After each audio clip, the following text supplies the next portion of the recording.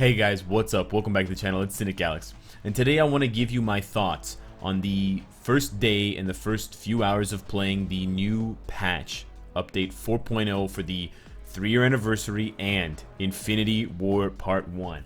There's not going to be any spoilers in this video. I'm not going to be able to give you any definitive answers about uniforms or tier 3 characters or even potential, but I want to give you a general overview of themes and ideas that I've had, things that I think Netmarble did really well, things that I think they could have done better, and some small tips that you can take with you for the first day, because you still have an hour after this video drops, and in addition to all other days, so that you can get the most out of your gameplay in the early stages. So the first thing I think that a lot of people are going to want to know is the uniforms. I think on average a lot of the uniforms are very good. Sorry, the UI is a little bit confusing for me, so it is going to take me some time to get used to it and to navigate through it. So I think a lot of the new uniforms are good. I think in terms of deciding which ones you want, it really boils down to which characters you want to accelerate their power level, and then also which characters you also have uniforms for. So for example, very quickly, I think Spider-Man's new uniform is great, absolutely. If you already have this uniform, the Hobo Spidey, the Homecoming, it may not be as much of a jump, it won't be as much of a jump for Spider-Man compared to Iron Man. Iron Man makes a huge leap from Civil War to Infinity War. A galactic, jump. So keep that in mind, definitely, especially with characters like Thor and Spider-Man, who recently got uniforms. Not recently, but they got very good uniforms with their last iteration. You may not need to upgrade to the newest one, although it is shiny and it has some cool effects.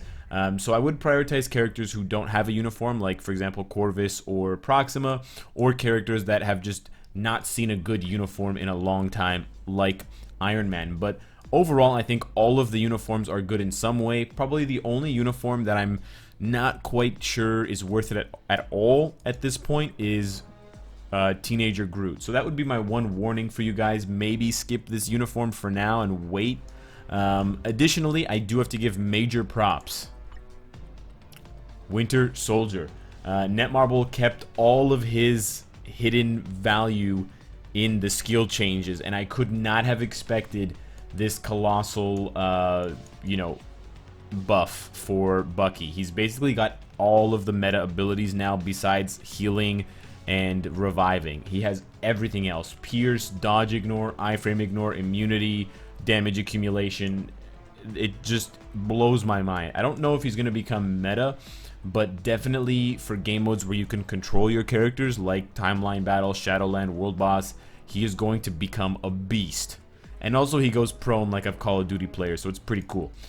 So I definitely have to give major props to Netmarble for that. In addition, I have to give major props for the new World Boss battle. Unfortunately, it is only 5 clears per day now, whether you do World Boss Ultimate or you do normal World Boss or beginner mode.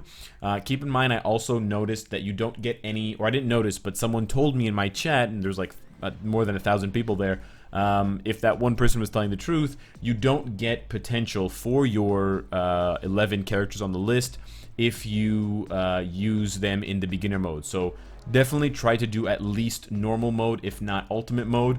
You don't get first clear rewards until stage 5, so if you're not seeing them, don't worry, it's not a bug. In terms of the rewards overall, I think that they're pretty good, but we're gonna have to see and get more data. I just didn't see many special World Boss booty chests, so it looks like there has been a straight nerf to the drop rate of additional items from world bosses. So I'm talking the bonus items like feathers and Emkron crystals and shards, and I'm also talking obelisks, ISO8s, and other Uru that you could get from a world boss as additional rewards, and also the additional rewards that Infinity Thanos and Apocalypse both gave. Perhaps those 2 stages will give you more booty chests, but right now it looks like a flat nerf. As far as the upgrades that you get from World Boss Ultimate and World Boss regular mode, there's essentially 2 things that you're going to want to do with that game mode. You're going to want to complete the fights, whether you do one that's easy for you or you challenge yourself. You're going to want to do them all for the foreseeable future, with one of the 11 characters that has gotten a uniform or has gotten their potential enhanced. So all of the characters that got a uniform got their potentials unlocked, so you can remember it easily that way. The only one character that's included on the list that didn't get a uniform but does have their potential unlockable is Doctor Strange. And you can find down at the bottom on the right side over there the search for potential. If the character has this available, you definitely need to use this character when you fight in World Boss or World Boss Ultimate. If they don't have it, like Luna Snow, you don't have to worry about using the character. So thankfully, right now, we have 5 tries per day, which means you can use a total of 15 characters. They've changed the fight mechanics so that you can never reuse characters anymore. So in the old setup, you could reuse characters for World Boss Ultimate. You couldn't for World Boss. They've just normalized it, so none of the stages allow you to repeat characters. So that's actually really good because it requires you to have more powerful characters built up for World Boss Ultimate. It means you're not going to be able to clear Supergiant World Boss Ultimate with those clone requirements with Loki 5 times. So that's going to make that fight incredibly difficult. You're going to have to start working on Clea and Scarlet Witch and other characters that summon powerful clones. So it's going to be very interesting to see how these other World Boss Ultimates develop. But because you only have 1 to do right now, and because you have 5 tries per day, you have a maximum of 15 characters that you can collect potential for per day. So keep that in mind. You have 15 characters and you have 11 that you need to take care of. So you can basically do 1 clear with any other characters, and then you have 1 left over. But what I would recommend is kind of space them out comfortably, so you still have a powerful character to use to clear the stage. Keep in mind a couple of things that I've noticed. It's much easier for World Boss Ultimate at stage 1 up to stage 5. I didn't notice a huge rise in the difficulty. It's definitely not stage 5 of the old World Boss Ultimate, which was basically impossible for 99% of characters. This was nowhere near that level of difficulty. The stage 5 of World Boss Ultimate, which I ended up clearing with Quicksilver, is probably equivalent to like stage 1 or 1.5 from the old World Boss Ultimate, so don't be worried about that. Secondly, I didn't notice a pattern for accumulating potential. What I mean by that is whether the character did all of the damage in the fight, like Thanos, and he only got 11%, or he did none of the damage in the fight, like I think my Corvus didn't do any damage. He also got 12%.